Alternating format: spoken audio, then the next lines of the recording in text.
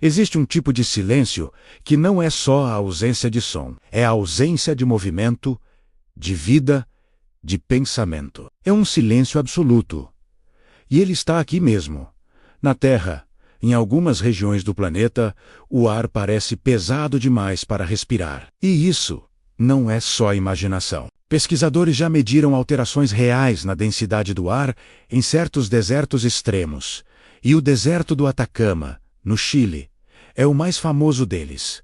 É um dos lugares mais secos do mundo. A ausência quase total de umidade cria um ambiente tão hostil que tudo o que morre ali simplesmente não se decompõe como em outros lugares. Já encontraram corpos humanos em estado de preservação assustadora. Pele, cabelo, roupas, tudo intacto, mesmo depois de séculos.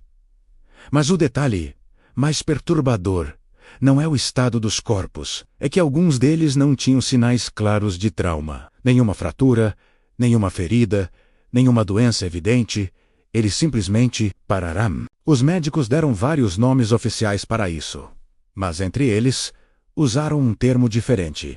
Silêncio biológico. A teoria sugere que em certas zonas da Terra, o campo eletromagnético sofre microfalhas. Para o corpo humano, isso seria como puxar a tomada de um computador sem desliga-lo corretamente. O sistema inteiro simplesmente colapsa.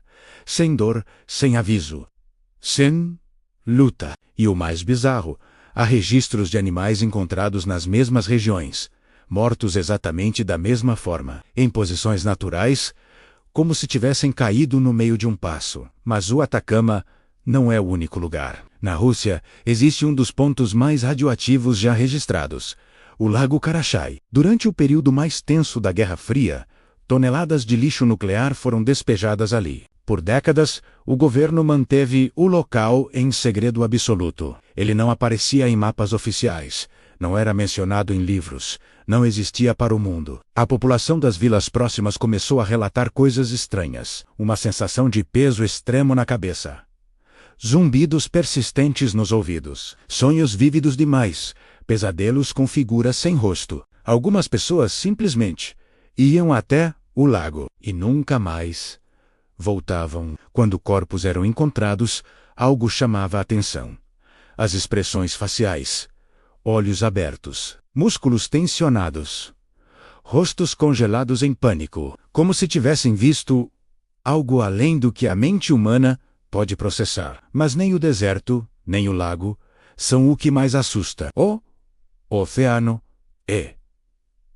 Entre 1.000 e 3.000 metros de profundidade, existe uma região que os cientistas chamam de Zona da Meia-Noite. Nenhum raio de sol chega lá. A escuridão é absoluta. A pressão da água é tão intensa que esmagaria um corpo humano em segundos. Mas algum tipo de vida existe ali. E não é uma vida normal. Explorações com submarinos de alta tecnologia relataram coisas que raramente aparecem em documentários. Sons que não seguiam um ritmo animal. Batidas, sequências, pausas, repetições.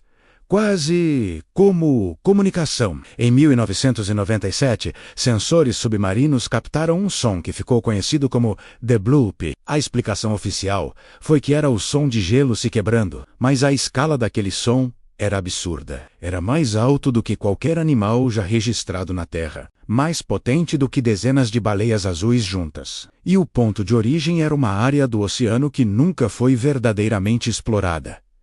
Ninguém desceu lá depois disso. O motivo oficial: falta de verba.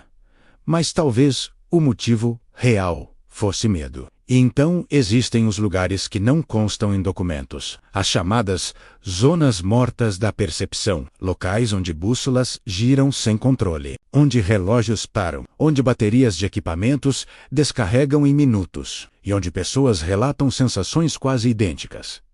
A sensação constante de estar sendo observado, a perda total da noção do tempo, desorientação extrema, e vozes que parecem vir de dentro da própria cabeça. Relatórios de sobreviventes falam de algo ainda pior. Sombras que não se movem como sombras normais, silhuetas que parecem esperar. Em alguns desses lugares, equipes inteiras de exploração simplesmente desapareceram ao longo dos anos. Sem sinal de luta, sem pedidos de socorro, apenas silêncio. E quando objetos são encontrados, há detalhes estranhos. Câmeras ainda ligadas. Gravações que se interrompem no meio de frases. As últimas palavras são quase sempre as mesmas. Não era pra gente ter vindo aqui. Tem algo errado. Isso não é normal. Agora, vamos para a parte que quase ninguém pesquisa. Civilizações antigas já falavam sobre isso. Muito antes da ciência moderna, já existiam textos descrevendo a Terra como uma entidade viva. Uma coisa consciente. Não um planeta morto, mas algo que pulsa, reage e observa. Para alguns povos antigos, o planeta não era um lar. Era um guardião. Ou talvez uma prisão. Eles acreditavam que a humanidade não era a espécie dominante, apenas a mais superficial, e que abaixo das camadas visíveis do mundo existia algo antigo demais para ser nomeado, algo que nunca adormeceu, algo que nunca foi embora, e o mais perturbador. Talvez esse algo nunca tenha estado dormindo. A ciência moderna descobriu que o campo magnético da Terra está enfraquecendo a cada ano. Os polos magnéticos estão se deslocando em um ritmo acelerado. As placas tectônicas mostram instabilidades crescentes.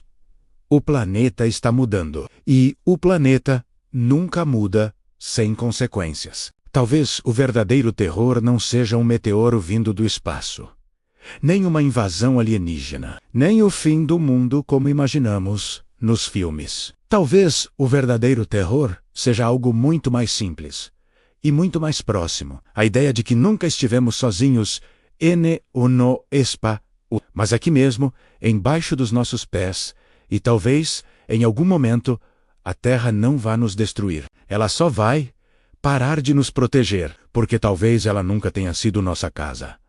Talvez ela sempre tenha sido a nossa cela. Obrigado por assistir. Se você gosta desse tipo de conteúdo, não se esqueça de se inscrever e ativar as notificações. Até a próxima.